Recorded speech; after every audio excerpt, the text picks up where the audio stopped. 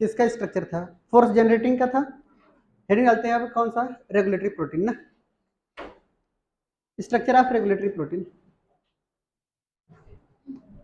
Heading है हमारे पास स्ट्रक्चर ऑफ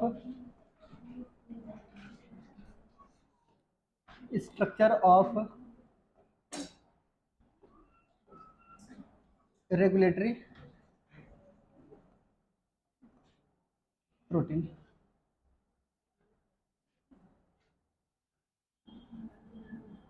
हेडिंग है हमारे पास structure of regulatory protein. Regulatory protein का स्ट्रक्चर समझाएं? देखते हैं कितने तरीके के हमने पढ़ाए थे, बताइए। इसमें 2 तरीके के, एक हमारे पास कैसा ट्रोपोनिन, और एक हमारे पास कैसा ट्रोपोमायोसिन। क्लियर? एक स्ट्रक्चर को आप अगर ध्यान से देखेंगे सारी की बातें समझ में आएंगी। इधर देखिएगा, इधर देखिए, सुनिए ध्यान से। उस स्ट्रक्चर को आप अगर ध्यान से देखेंगे तो पूरा का पूरा हम खत्म कर देंगे इसी को। ये हमारे पास एक्टिन फिलामेंट, ये हमारे पास कैसी फिलामेंट?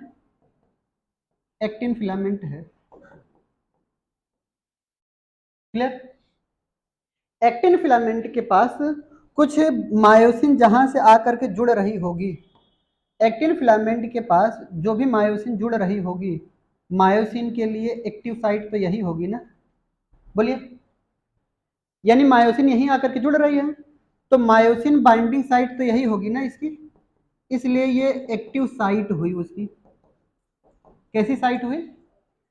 यानी मायोसिन यानी मेरोमायोसिन का जो हेड रीजन होता है वो एक्टिन फिलामेंट के किस साइड से जुड़ा रहता है? एक्टिव साइड से आकर के जुड़ता है। अब हम बताना चाह रहे हैं कि यहां से हम मायोसिन अब आ रहा है मेरा, इधर देखिएगा, ये हमारे पास मायोसिन का हेड कुछ इस तरीके का आया। क्लियर?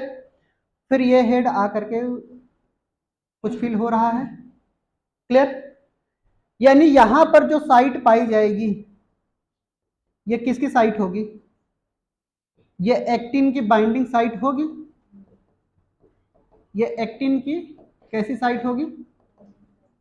बाइंडिंग साइट होगी। इसको सबसे लास्ट में बताना था लेकिन हम आपको पहले समझा दे रहे हैं, तभी आपको ये सारी चीजें समझ में आएंगी। क्लियर? फिर हमने ये कहा कि हमारे पास ये एक्टिन की बाइंडिंग साइट हो गई यहाँ पर, और यहीं कहीं पे हमारे पास क्या होगा? एटीपी की भी बाइंडिंग साइट होगी। यहीं कहीं पे भी हमारे पास क्या होगी? एटीपी की भी कैसी साइट होगी? बाइंडिंग साइट होगी। बोलिए बात सही है?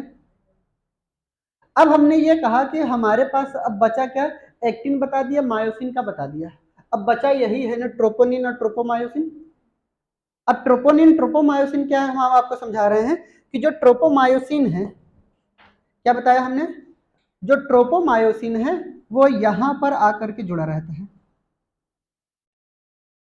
ये हमारे पास ट्रोपोमायोसिन है, इसको हम लिख रहे हैं ट्रोपोमायोसिन। क्लियर? ट्रोपोमायोसिन ये है हमारा। क्लियर? अब बात आती ट्रोपोमायोसिन क्या कर रहा है, बताइए। ट्रोपोमायोसिन क्या कर रहा है हम आपको समझा रहे हैं। ट्रोपोमायोसिन क्या कर रहा है कि ट्रोपोनिन को एक्टिन फिलामेंट से जुड़ने नहीं दे रहा है। ठीक है? अब ट्रोपोनिन में हमारे पास कौन कौन से आएंगे ट्रोपोनिन? एक ट्रोपोनिन हमने यहां पे बनाया, ठीक है, इसको हमने क्या बोला? ट्रोपोनिन टी बोल दिया। क्लियर? फिर उसके बाद आता है हमारे पास एक ट्रोपोनिन हमने कुछ इस तरीके के बनाए। क्लियर? और एक ट्रोपोनिन हमारे पास इस तरीके के। क्लियर?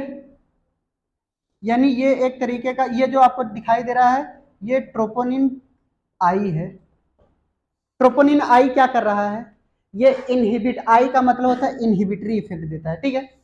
ये इनहिबिट कर रहा है किसको, बताइए? इनहिबिटिंग ऑफ, अरे बोलिए, binding site of actin filament. ठीक है? ये एक्टिन फिलामेंट को कवर कर रहा है यानी मास्क कर रहा है। आपके एनसीईआरटी लाइन बोल रहे हैं। ठीक है? ये इनहिबिट करता है किसको, एक्टिन फिलामेंट को मायोसिन फिलामेंट से जुड़ने नहीं देगा by the masking of actin filament. यही बात याद रखना है, ये एक्टिन फिलामेंट को क्या कर रहा है, मास्क कर रहा है, ठीक है, कवर कर रहा है। तो क्या ये इससे जुड़ पाएगी, नहीं जुड़ पाएगी। समझ आई बात। दूसरा पॉइंट आता है हमारे पास, ये ट्रोपोनिन टी है। क्लियर। ट्रोपोनिन टी हमारे पास होते हैं, ये क्या करते हैं ट्रोपोनिन टी, ये इनसे और इनसे जोड़ने का काम कर रहे हैं। क्लियर। यानी ये एक्टिन फिलामेंट से और हमारे पास ट्रोपोनिन को जोड़ने का काम कर रहा है। Clear, troponin T. और एक हमारे पास क्या आता है, ट्रोपोनिन। ट्रोपोनिन सी क्या करता है, ये ट्रोपोनिन सी करता क्या है कि ये कैल्शियम आयन के एब्जॉर्प्शन को रिसीव करता है, ठीक है। और कैल्शियम आयन जैसे ही रिसीव हो जाएगा तो इनके अंदर कॉन्फॉर्मेशनल चेंजेस आते हैं, जो टर्म बोल रहे हैं वही याद रखना है। जब ये रिसीव करता है कैल्शियम आयन को तो ये इनके अंदर कैसा चेंजेस आता है, कॉन्फॉर्मेशनल चेंजेस आता है। और कॉन्फॉर्मेशनल चेंजेस के दौरान ये जो ट्रोपोनिन आई होता है ये अनमास्क्ड हो जाता है, और अनमास्क्ड होने के बाद ये आपस में क्या हो जाते हैं, जुड़ जाते हैं। मसल्स कॉन्ट्रेक्शन इसी वजह से होता है। क्लियर। तो तीनों का फंक्शन आराम आराम से मैं लिखवा सकता हूं, ठीक है। तो पहला ट्रोपोमायोसिन के बारे में लिखवा दूंगा। फिर ट्रोपोनिन में हमने 3 तरीके के ट्रोपोनिन पढ़े हैं, ठीक है। ट्रोपोनिन सबसे पहला क्या है बताइए, ट्रोपोनिन टी। फिर उसके बाद हमारे पास ट्रोपोनिन सी। फिर उसके बाद हमारे पास ट्रोपोनिन आई। ट्रोपोनिन आई के बारे में थोड़ा सा ज्यादा लिखेंगे। क्लियर। तो इस हिसाब से बनाइएगा। फिर उसके बाद हमारे पास ट्रोपोमायोसिन, जल्दी करिएगा, डिफरेंस लिख लेते हैं। Clear.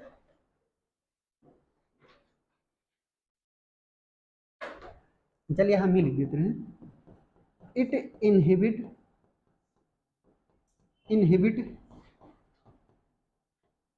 Interaction of actin and myosin filament, ठीक है। ट्रोपोमायोसिन क्या करता है, ये इनहिबिट करता है एक्टिन फिलामेंट को और मायोसिन फिलामेंट को इनहिबिट करता है, इंटरेक्शन नहीं होने देगा। क्लियर।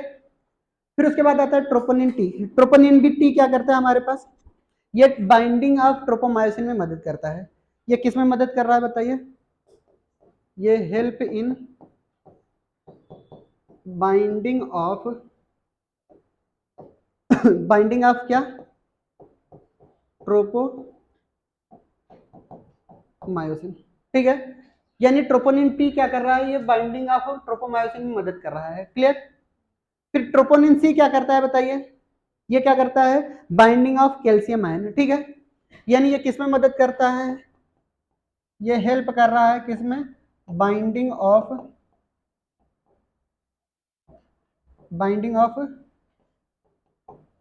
कैल्शियम आयन, ठीक है। कैल्शियम आयन में बाइंडिंग करता है, और यह क्या करता है, कॉन्फॉर्मेशनल चेंजेस लाता है, ठीक है। यानी और दूसरा पॉइंट क्या करता है, कॉन्फॉर्मेशनल चेंज, ठीक है। अब ट्रोपोनिन आई क्या करेगा बताइए, ये इनहिबिट कर रहा है किसको, मायोसिन फिलामेंट को एक्टिन फिलामेंट से by the masking of actin filament. Clear. तो इनमें लिख लेंगे, इट इनहिबिट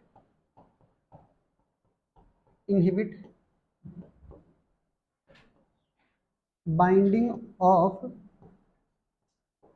कैल्शियम आयन। ये पहले किसको इनहिबिट करता है बताइए, बाइंडिंग ऑफ कैल्शियम आयन को इनहिबिट कर रहा है। और टू इनहिबिट किसके बताइए, interaction of actin and myosin filament, ठीक है। And inhibit interaction of actin and myosin filament by by बताइए क्या है, by masking of active site of actin filament, ऐसे लिख सकते हैं अगर एग्जैक्ट आंसर लिखना होगा तो, active site of actin filament, कभी कभी एक्टिव साइट नहीं लिखा रहेगा तो आपको ध्यान समझ लेना है ना। क्लियर, जल्दी करिए।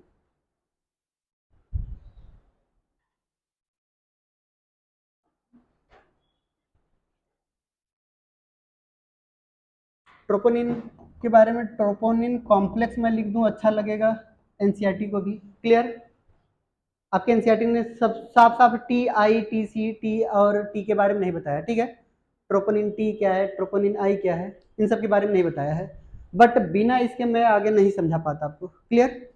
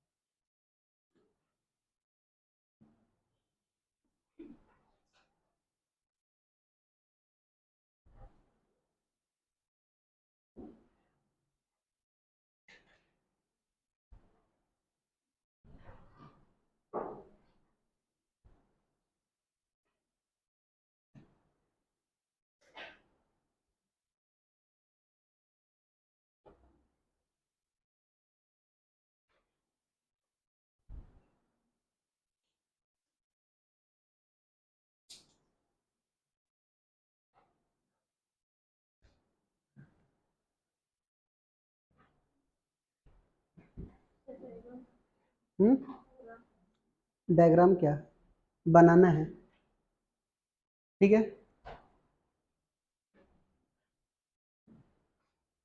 व्हाइट बोर्ड पे लिखी हुई हर एक चीज आपको बना लेनी है बिना पूछे, ठीक है।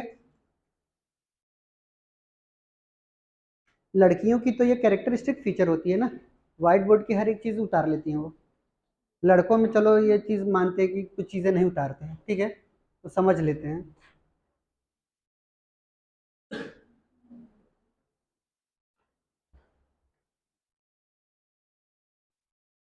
पीछे तक दिखाई दे रहा है दिनों? चलो भैया बढ़िया तो है ना। अब छोटा छोटा लिखने की जरूरत फिर से हो गई है ना, कुछ ज्यादा बड़ा लिखने लगे हैं।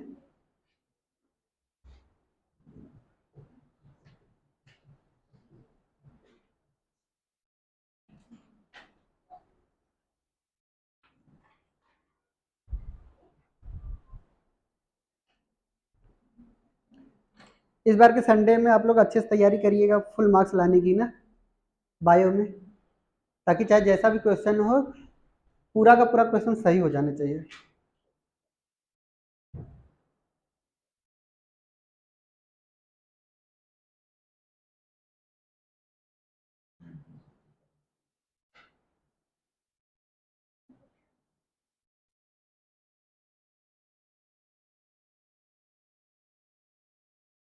तुम लोग भी सोच रहे होगे ना, बाकी सर लोग आते हैं बताते हैं फिजिक्स केमिस्ट्री पे ध्यान दो, अब बायो वाले आकर के केवल बायो को ही फोकस करके चले जाते हैं, है ना। रोहित सर वगैरह तो यही बोलते होंगे बायो पे थोड़ा कम ध्यान दोगे तो चलेगा ना, और उनको अच्छे से बताते हैं हम आज।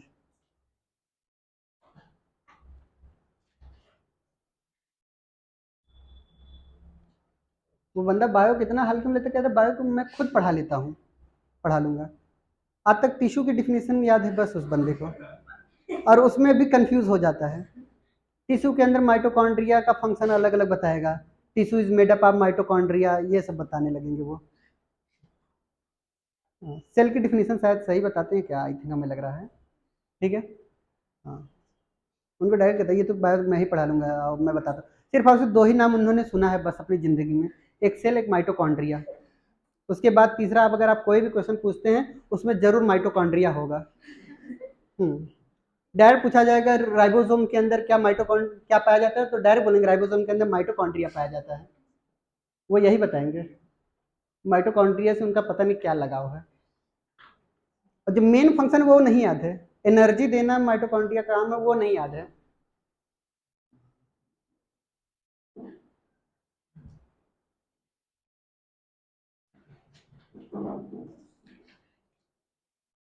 सिग्मा क्लासेस की सबसे अच्छी खास बात क्या है मालूम है? यहाँ पे मैक्सिमम टीचर मैथमेटिक्स के हैं, मैक्सिमम नहीं सभी, सब के सब मैथ्स पढ़ाने की टेंडेंसी रखते हैं। इवन तेरा बायोलॉजी वाला भी मैथ्स पढ़ा है, यानी सब कोई मैथ्स पढ़ाता है। यूपी बिहार वालों का फिजिक्स मैथ ही ठीक ही होता है, हम ही एक्सेप्शन निकल गए हैं बायो में। हो गया, चलिए सुन दे ध्यान से। अब देखो हर कोई टीचर दो दो सब्जेक्ट लेकर के पढ़ा रहा है। अभिषेक सर भी दो सब्जेक्ट पढ़ाते हैं, फिजिक्स मैथ। रोहित सर भी फिजिक्स केमिस्ट्री मैथ। एक सर और हैं वो मैथ्स पढ़ाते हैं, वो भी केमिस्ट्री मैथ्स। मैक्सिमम सब दो दो सब्जेक्ट। बायो वाला ही केवल बायो पढ़ा रहा है, बाकी वो सब्जेक्ट बायो नहीं पढ़ा पाएंगे। हो गया, नेक्स्ट पॉइंट समझते हैं। तुम लोगों के यहाँ तो बहुत आसानी से मिल जाती है ना पीसीएमबी, क्लियर। कई लोगों को देखा है हमने, मतलब पीसीएमबी मैथ्स और बायो दोनों लिए हैं, जबकि लेने लायक नहीं है वो। लेने लायक तो साइंस ही नहीं है, ठीक है, फिर भी मैथ्स बायो तुम लोग लिए पढ़े हो। हमारे यहाँ 87 मार्क्स परसेंटेज होने के बावजूद भी मैथ्स नहीं मिलता था किसी को, इतना मारपीट होती थी मैथ्स लेने के लिए। और यहाँ 60% पे भी मैथ्स ऐसे लुटाए जा रहे हैं जैसे फ्री में बांटे जा रहे हो। हमारे यहाँ मैथ्स तो दिए ही नहीं जाएंगे आपको।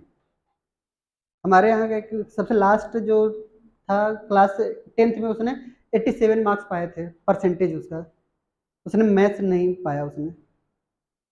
फिर बाद में जेएनवी से भाग ही गया बेचारा, किसी दूसरी जगह जाकर के मैथ्स लिया, लेकिन नवोदय में मैथ्स नहीं मिला उसको। हम लोगों को मैथ्स मिल गया क्योंकि हम लोग 90 वाले थे, ठीक है। तो उसमें क्या था, उसका मैथ्स उसका बहुत ही सब्जेक्ट अच्छा था, सारे सब्जेक्ट अच्छे थे। मैथ्स क्यों नहीं मिल पाया? क्योंकि इंडिविजुअल मैथ्स उसकी खराब नंबर आए थे। यानी 87% सही थे, सबके अच्छे थे, बट उसके इंडिविजुअल मैथ्स में शायद 67 या 70 मार्क्स थे, इसलिए उसको मैथ्स नहीं मिल पाई। हम लोगों को भी कम थे, शायद 87 या 89 हमारे लोग मैथ्स थे, बट ये ठीक ठाक थे उसमें। तो इस दौरान हमें ये पता चलता है कि मैथ्स का क्या रोल होता है। यहाँ पे आने के बाद देख रहे हैं सब कोई देख रहा है पीसीएमबी लिए पढ़ा है, ठीक है। हम लोगों के हम कोई देता ही नहीं था, स्कूल अलाउ नहीं करता था, वो डायरेक्ट कहते थे कि मेंटली प्रेशर होगा, ये प्रेशर। यहाँ पे तो प्रेशर नाम का कुछ चीज़ें ही नहीं है। तुम लोग देख रहे हैं कुछ भी चीज़ें एकदम हवा में ले ले रहे हो, ठीक है। तो सुन दे ध्यान से। अब नेक्स्ट क्या आता है, हमें आगे क्या पढ़ना है, लाइए पढ़ करके सुना दे। अच्छा, तुम लोगों से बोल रहे हैं घर से लिख के लाने के लिए, देख रहे हो लिख नहीं रहे हो तुम लोग। हाँ, अभी इनको बहन को याद आ रहा है क्या लिखना था। कल हमने बोला था ये लिख करके लाने के लिए, मसल फाइबर के बारे में ना, ये सारी बातें लिख के लाने के लिए बोला था ना। हाँ, उम्मीद करते हैं नहीं लिख के लाए होगे, सही उम्मीद किए हैं? अरे बोलो। हाँ, सही किए हैं। अब सुनते ध्यान से, यहाँ पे दिया गया स्ट्रक्चर ऑफ कॉन्ट्रेक्टाइल प्रोटीन, ठीक है, ये भी पढ़ा चुका हूँ, घर से लिख करके लाना है, ठीक है। नहीं लिखोगे तो हमारा क्या होगा, क्लियर। सुनते ध्यान से, नहीं भी लिखोगे तब भी हमने पढ़ा दिया, वहीं पे सारी पॉइंट लिखवा दिए, मैं बोल करके सुना दे रहा हूँ, ठीक है। सुनते ध्यान से, सारे पॉइंट आप अपने बुक को देखिएगा और एनसीईआरटी को देखिएगा, सब कुछ मिलेगा आपको। कह रहा है कि each actin filament is made up of two filaments actin helically bound each other, ठीक है। यानी यहां से बात करते हैं अगर हम, तो हमारे पास क्या है कि जो एक्टिन फिलामेंट है वो हेलिकली बाउंड है ना। ये कैसे बाउंड है बताइए? हेलिकल स्ट्रक्चर बाउंड है। तो ये जो स्ट्रक्चर आपको बताया जा रहा है वो कैसा स्ट्रक्चर है बताइए? हेलिकल है, ठीक है। और वो भी कैसा है बताइए? एफ एक्टिन का बना है कि नहीं, क्लियर। फिर उसके बाद आता है यहाँ पर ये लिखा गया है कि F actin is a polymer of monomeric globular actin. ये जो एफ एक्टिन है वो पॉलीमर है किसका? जी एक्टिन के मोनोमर का, क्लियर। फिर उसके बाद उन्होंने लिखा है कि two filament of another protein tropomyosin also run close to the F actin. यानी इनके पास क्या पाया जाता है? एक अलग तरीके का प्रोटीन पाया जाता है, इनके पास एक अलग तरीके का प्रोटीन पाया जाता है इनके अलावा भी, ठीक है। उसको क्या बोला हमने? Tropomyosin, clear. फिर इन्होंने ये लिखा है कि ट्रोपोमायोसिन इनके लेंथ में a complex protein. A complex protein क्या है बताइए? कॉम्प्लेक्स प्रोटीन क्या है हमारे पास? कॉम्प्लेक्स प्रोटीन क्या है? अरे बोल भाई। ट्रोपोनिन। कॉम्प्लेक्स प्रोटीन में कौन कौन से protein? Troponin T, troponin I, troponin C. समझ आई बात? ये ट्रोपोनिन यहाँ पे हमने 3 क्यों बनाए हैं, क्योंकि इसी के पास पाए जा रहे हैं, ठीक है। ट्रोपोनिन किसके ऊपर जुड़े हुए हैं, क्या एक्टिन के ऊपर या ट्रोपोमायोसिन के ऊपर? ट्रोपोमायोसिन के ऊपर। इसलिए कहा जाता है ट्रोपोमायोसिन किसमें मदद कर रहा है, हेल्प कर रहा है, एक्टिन फिलामेंट को किससे जोड़ रहा है, हमारे पास ट्रोपोनिन से जोड़ रहा है। क्लियर? दूसरा पॉइंट आता है कि यहाँ पर a complex protein troponin also distributed at a regular interval of tropomyosin. Regular interval, एक यहाँ पे रखा है तो दूसरा यहाँ पे, तीसरा यहाँ पे, चौथा यहाँ पे, ठीक है। लगातार नहीं है, एक रेगुलर इंटरवल ऑफ टाइम पे क्या दिया गया है, क्या डिस्टेंस पे रखा गया है। क्लियर? फिर उसके बाद आता है कि हमारे पास इन द रेस्टिंग स्टेट, अगर रेस्टिंग स्टेट की बात करते हैं, रेस्टिंग स्टेट यहाँ पे है, यहाँ पे है, ये हमारे पास रेस्टिंग स्टेट है। क्लियर? ये कैसा स्टेट है बताइए, ये रेस्टिंग स्टेट है, ठीक है। रेस्टिंग स्टेट के दौरान क्या होता है, ध्यान से देखेंगे। रेस्टिंग स्टेट के दौरान हमारे पास subunit of troponin, subunit of troponin, troponin हमारे पास ये है, ठीक है। इसकी सब यूनिट क्या है बताइए, ट्रोपोनिन सी, ट्रोपोनिन टी और ट्रोपोनिन आई। ये हमारे पास क्या है, इनकी यूनिट, और इनकी सब यूनिट क्या है बताइए हमारे पास, इनकी सब यूनिट टीएनटी, टीएनसी और टीएनआई। क्लियर? जो जो ट्रोपोनिन हमारे पास सब यूनिट है, वो क्या कर रहे हैं, सब यूनिट ऑफ ट्रोपोनिन। अब ये नहीं बोला है कौन सा, ठीक है। आपको क्या याद रखना है, कौन सा सब यूनिट, अरे अंधे, कौन सा ट्रोपोनिन, ट्रोपोनिन आई। क्लियर? ट्रोपोनिन आई क्या कर रहा है, mask the active site for the myosin, active site for the myosin of किसका, एक्टिन फिलामेंट, ठीक है, ऑन एक्टिन फिलामेंट या एक्टिन फिलामेंट। समझ आ गई बात? यानी जो एनसीईआरटी ने लिखा है वह हमारा डायग्राम बना रहा है, ठीक है। फिर उसके बाद दिया गया इच मायोसिन। चलिए इच मायोसिन की बात कर लेते हैं, इसकी बात कर लेते हैं, ठीक है। एक मायोसिन रॉड की बात कर रहे हैं। क्लियर? इच मायोसिन की रॉड के बारे में बोला गया है, each myosin filament also polymerised protein. ये भी पॉलीमर है, किसका, किसका पॉलीमर है बताइए, किसका पॉलीमर है, अरे बोलिए, मायोसिन किसका पॉलीमर है, मेरोमायोसिन का। मायोसिन यहाँ पे बना हुआ है, किसका बना हुआ है बताइए, मेरोमायोसिन का, ठीक है। फिर यह लिख रहा है कि meromyosin, many monomeric protein called meromyosin constitute one thick filament, ठीक है। हमने ये बोला कि यहाँ आगे चल करके ये मेरोमायोसिन मिल करके ये क्या बना रही है बताइए, एक थिक फिलामेंट बना रही है। क्लियर? फिर हमने ये कहा कि हमारे पास each meromyosin has two important part. इनके पास कितने इंपोर्टेंट पार्ट, दो इंपोर्टेंट पार्ट है। कौन कौन से इंपोर्टेंट पार्ट है बताइए, एक क्रॉस आर्म और दूसरा टेल, ठीक है। ये ग्लोब्यूलर हेड वगैरह की नहीं बात करेंगे। क्लियर? फिर कह रहा है कि यहाँ पे each meromyosin has two part, a globular head with short arm, ठीक है। Globular head with short arm, इसी को हमने क्या बोला है, क्रॉस आर्म, ठीक है। Globular head with short arm and a tail, and a tail. Clear? फिर इसके बाद इन्होंने लिखा है कि यहाँ पे लिखा गया the former being called heavy meromyosin, ठीक है। फिर एंड लेटर, यानी जो पहले बताया गया globular head with short arm, वो क्या है बताइए, हैवी मेरोमायोसिन। और जो बाद में हमने बताया टेल वाला, वो क्या है हमारे पास, लाइट मेरोमायोसिन। बोली बात सही है? एनसीईआरटी पढ़ना बहुत कठिन है ना, समझ आ रही बात? फिर उसके बाद इन्होंने ये लिखा the HMM component. HMM component की बात करेंगे, यहाँ पे हैवी मेरोमायोसिन के कंपोनेंट की बात करते हैं। एचएमएम कंपोनेंट की बात कर लेते हैं, the head and short arm projected outward, ठीक है। यानी ये प्रोजेक्ट यहाँ पे है आउटवर्ड की तरफ। ध्यान से देखिएगा, यहाँ पे हमने आउटवर्ड की तरफ बनाया, या आउटवर्ड, या आउटवर्ड, या आउटवर्ड। क्लियर? ये हमेशा बाहर की तरफ बना है। क्लियर? फिर यहाँ पे बताया गया है कि प्रोजेक्टेड आउटवर्ड और at regular distances and angle, ठीक है। एक एंगल पे ये आउटवर्ड है, ठीक है, फ्रॉम द सरफेस ऑफ पॉलीमराइज्ड मेरोमायोसिन। ये हमारे पास मेरोमायोसिन है, इसके एक एंगल पे ही ये क्या कर रहे हैं, प्रोजेक्ट किए गए हैं। क्लियर?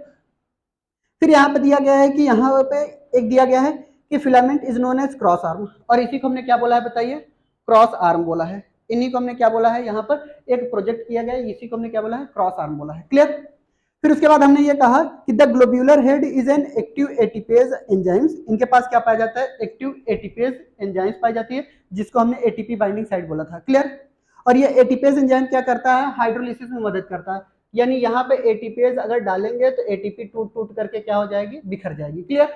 किसकी प्रेजेंस में, मैग्नीशियम आयन के प्रेजेंस में, ठीक है। फिर हमने ये कहा कि यहाँ पर and has binding site for ATP and active site of actin, ठीक है। यानी एक्टिव साइट एक्टिन की पाई जाएगी, यहाँ पर एक्टिन बाइंडिंग साइट बोला, और एटीपी बाइंडिंग साइट के लिए हमने यहाँ पे एटीपी बाइंडिंग साइट बोला। क्लियर, खत्म। हेडिंग डालते हैं मैकेनिज्म ऑफ मसल कॉन्ट्रैक्शन, लिख करके लाना है ना, हाँ लिख करके लाइएगा। अच्छा तुम्हारा था। हेडिंग होगा हमारे पास मैकेनिज्म ऑफ मसल्स कॉन्ट्रैक्शन।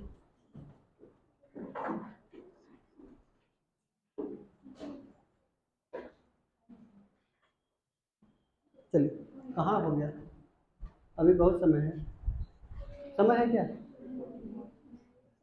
12:44 ना, 1 बजे छोड़ेंगे फिर भी चलेगा ना।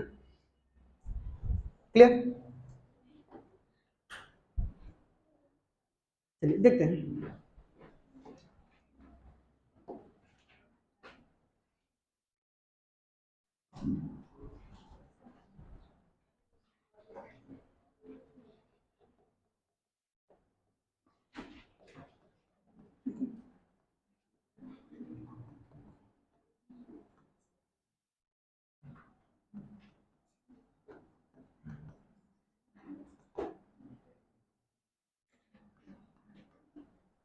Mechanism of muscles contraction, copy किताब बंद करके अब सुनेंगे ध्यान से, ठीक है, क्योंकि सुनने के बाद यही फिर से बोलेंगे ना घर से लिख के लाना है। क्लियर, तो सुनेंगे ध्यान से।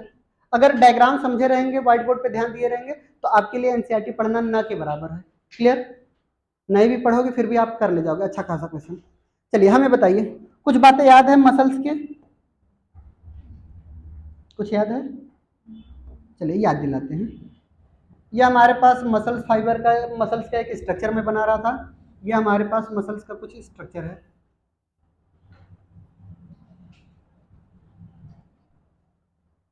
कुछ तो याद आ रहा होगा। क्लियर, ये मसल्स है, मसल्स के अंदर हमने यहाँ पे ये क्या बोला, ये हमारा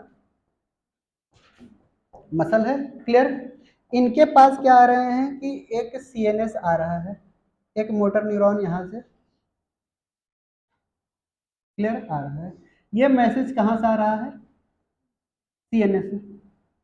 लिखेंगे नहीं, पहले ध्यान से सुन लेंगे, क्योंकि अगर लिखना स्टार्ट किए तो समझ में नहीं आएगा, और यहीं से इस बार क्वेश्चन पूछा जाएगा आपसे। क्लियर, जब कोई भी मैसेज हमारे सीएनएस के अंदर आते हैं तो मैसेज लेकर के आने के लिए कौन जिम्मेदार, मोटर न्यूरॉन, बोलिए।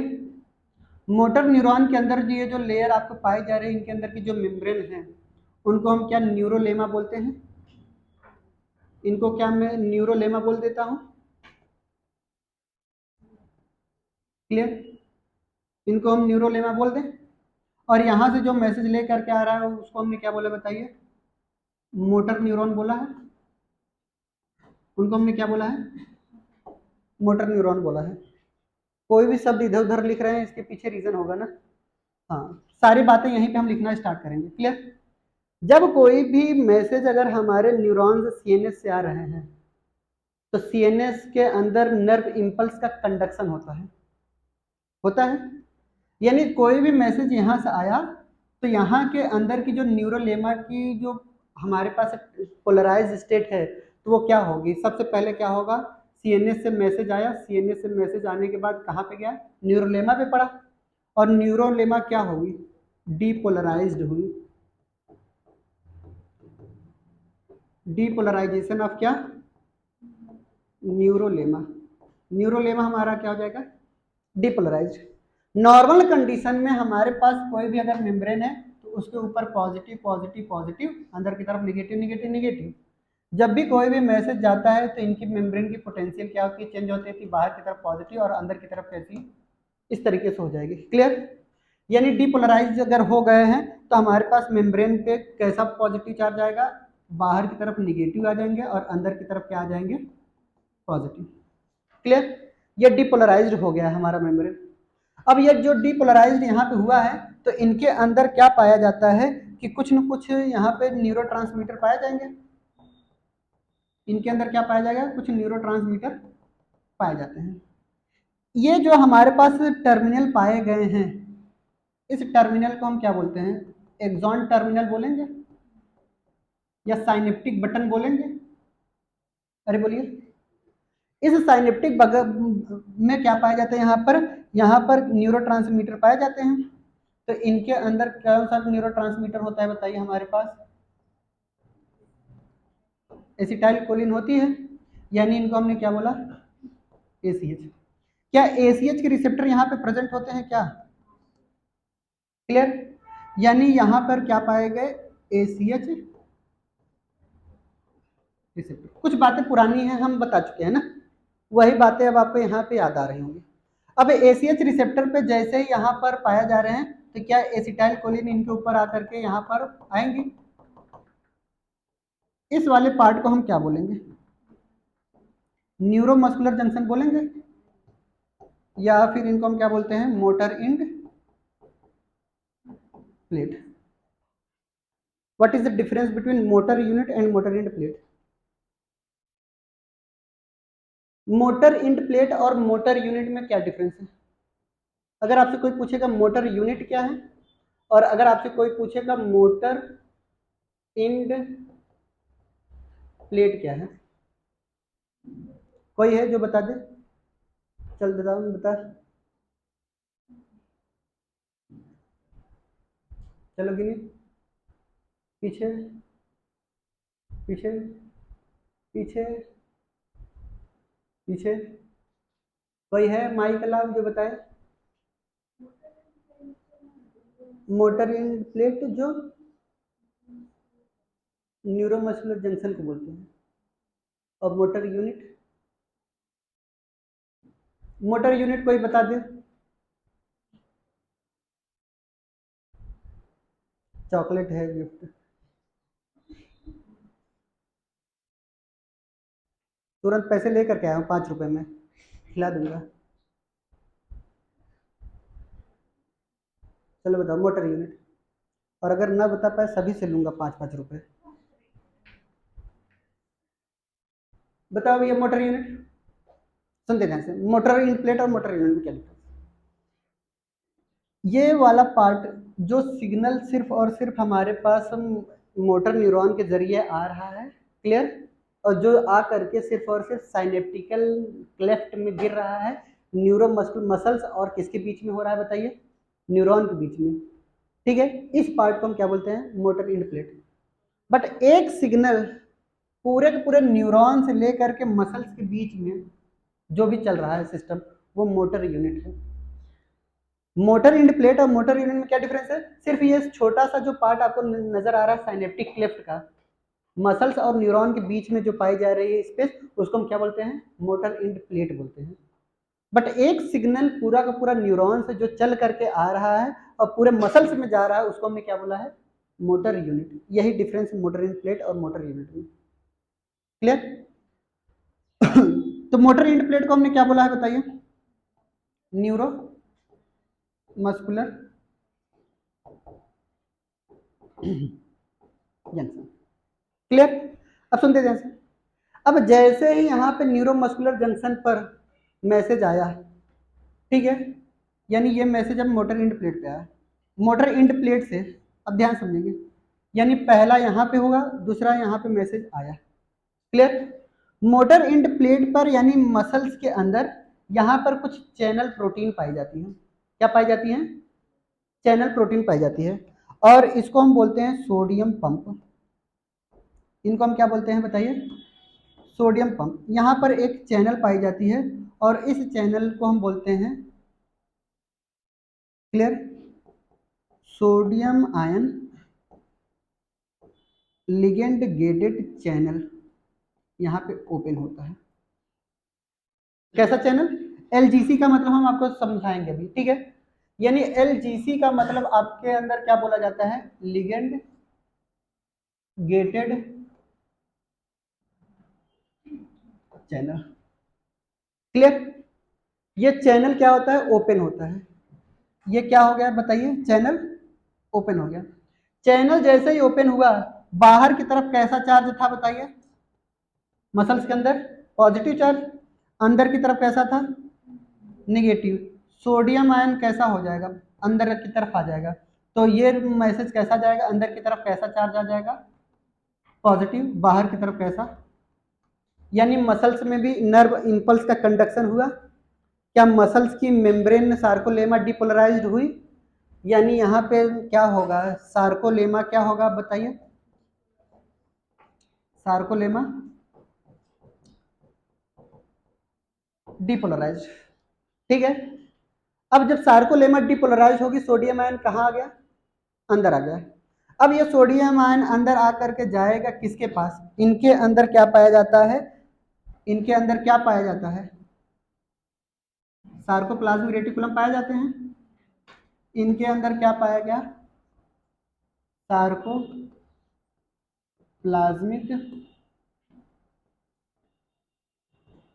रेटिकुलम पाए गए। सार्कोप्लाज्मिक रेटिकुलम के बारे में क्या बोला गया है, ये स्टोर हाउस है क्या कैल्शियम आयन का, क्लियर। बट जैसे ही ये सोडियम आयन इनके पास जाते हैं, ध्यान से देखिएगा, सोडियम आयन इनके पास गए तो इनके अंदर भी एक पंप पाए जाते हैं, क्लियर। और ये पंप आगे चल करके इनको हम बोलते हैं कैल्शियम आयन पंप, ठीक है। इसको हम बोलते हैं वोल्टेज गेटेड चैनल, ठीक है। ये क्या हो जाएगा, अब ओपन हो जाता है। VGC का मतलब क्या समझेंगे, वोल्टेज गेटेड चैनल। ये अब क्या होंगे बताइए, ओपन हो गए, ठीक है। अब जब ये वोल्टेज गेटेड चैनल ओपन हो गए, लिख मत भाई, बार बार कह रहा हूँ, नहीं तो मिटाने के बाद सॉरी बोल दूंगा ना, गलती हो गई हमसे, क्लियर। कुछ भी चीज़ कभी भी गलत हो सकती है ना, इतना भी ज़्यादा अंधा भरोसा न रखो किसी टीचर पे, क्लियर।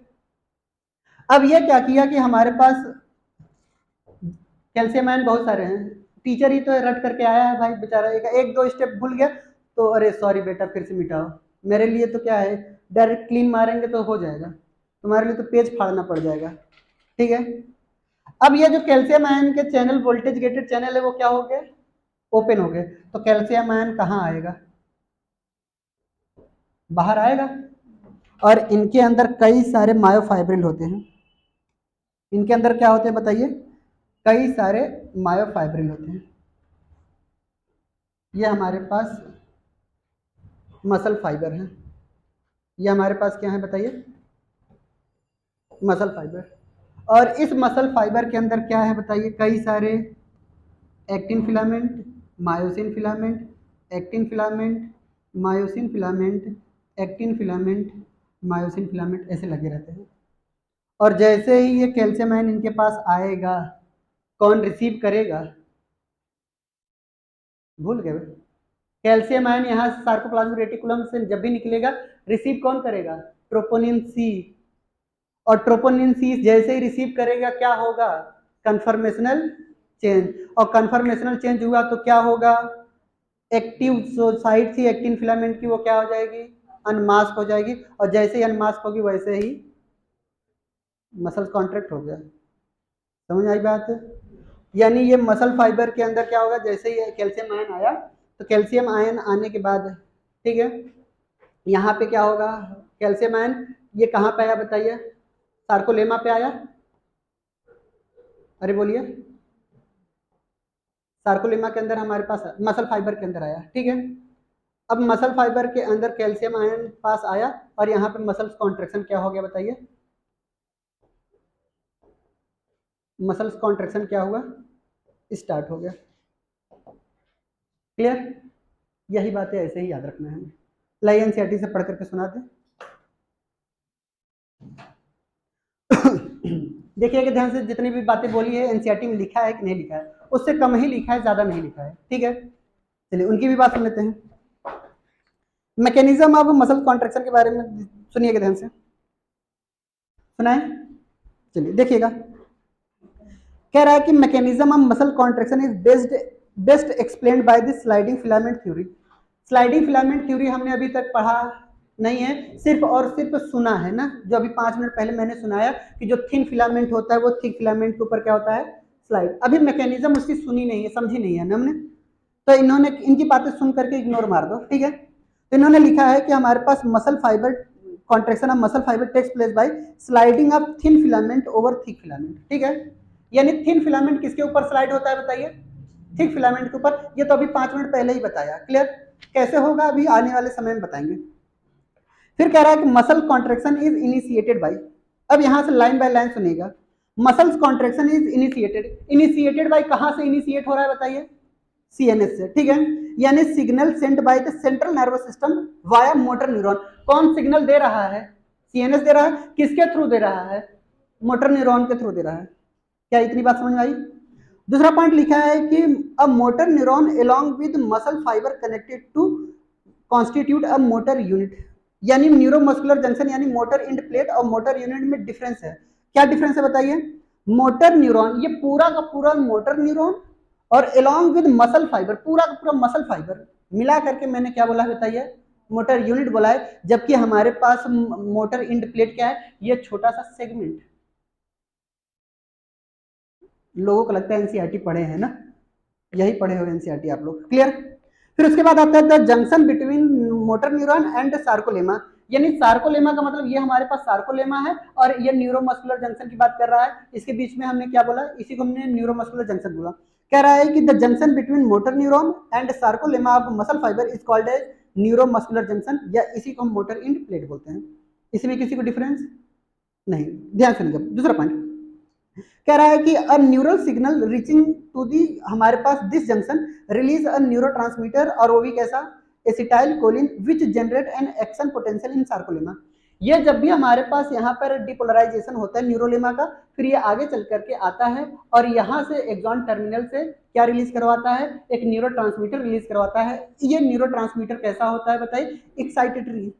हमारे पास न्यूरोट्रांसमीटर दो तरीके के होते हैं, एक एक्साइटेटरी नेचर के होते हैं, एक इनहिबिटरी नेचर के होते हैं, क्लियर। जब हम आपको एक्साइटेटरी बता रहे हैं तो वहां पे एसिटाइल कोलिन बताया, एड्रेनलिन बताया, ये एक्साइटेटरी होते हैं। जबकि हम अगर हम बताते हैं क्या इनहिबिटरी नेचर के, तो गाबा बताता मैं, सेरोटोनिन बताता मैं, हिस्टामिन बताता मैं। ये सब कैसे हैं बताइए, ये सब कैसे हैं, इनहिबिटरी नेचर के, ठीक है। ये जब मैं न्यूरोट्रांसमीटर आएगा तो न्यूरॉन में मैं बताऊंगा, क्लियर।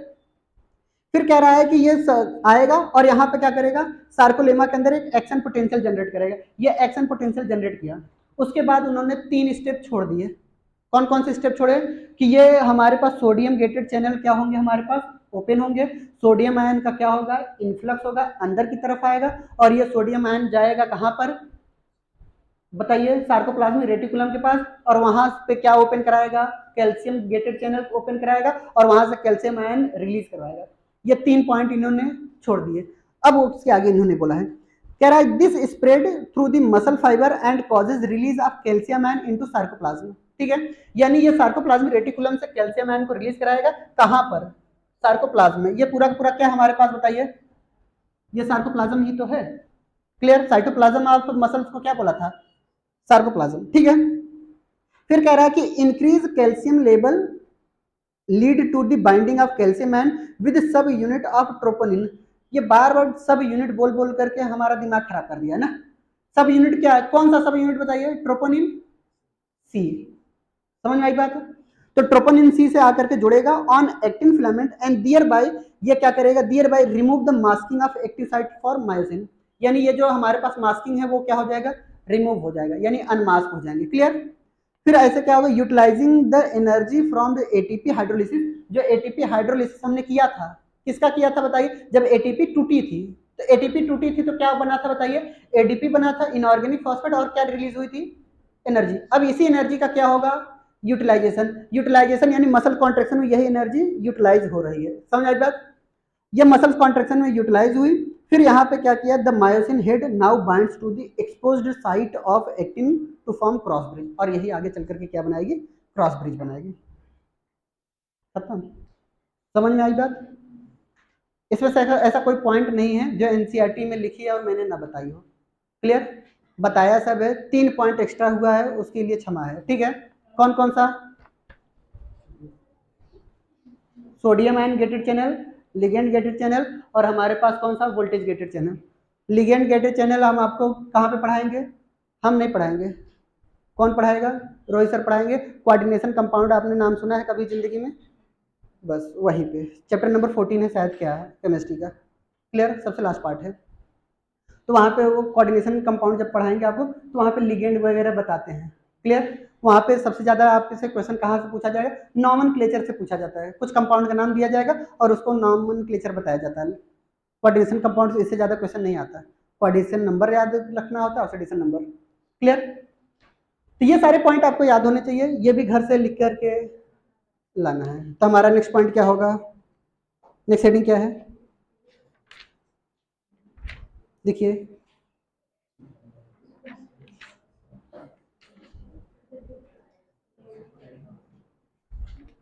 चलिए हेडिंग डालते हैं, स्लाइडिंग फिलामेंट थ्योरी ना। अरे स्लाइडिंग फिलामेंट थ्योरी, अच्छा इसको बनाना है, डरा क्यों रही, बना ली भाई फिर, ठीक है।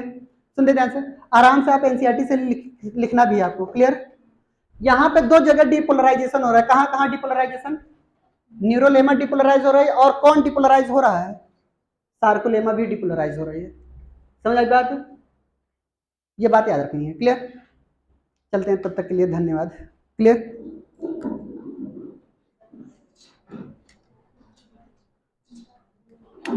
जिसका पहला क्लास है या दूसरा क्लास है, ठीक है, अभी तक आपको समझ में नहीं आएगा। क्लियर। कोशिश करिएगा स्केलेटल सिस्टम से समझने की। कहाँ से, स्केलेटल सिस्टम से ही आपको समझ में आएगा। और ये भी टेंशन नहीं लेना है, जो 2 महीने से बैठे उनको भी उतना ही समझ में आ रहा है जितना आपको आ रहा है, कोई फर्क इनमें दिख नहीं रहा है। क्लियर। तो आप बेफिक्र रहिएगा, 2 महीने बाद उतना ही आपको समझ में आएगा जितना इन लोगों का आ रहा है।